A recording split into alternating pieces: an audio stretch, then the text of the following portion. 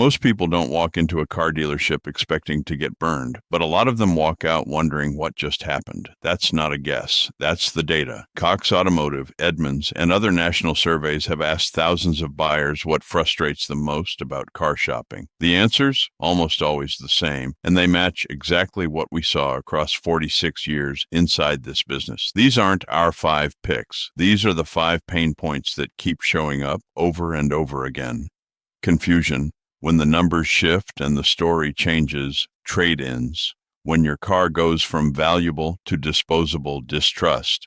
When it all sounds right, but still feels wrong. Pressure. When smiling turns into steering time wasting. When a 2-hour process takes 5 for no reason, you've probably felt one. You might have felt all 5 in the same day. This series doesn't teach you how to argue.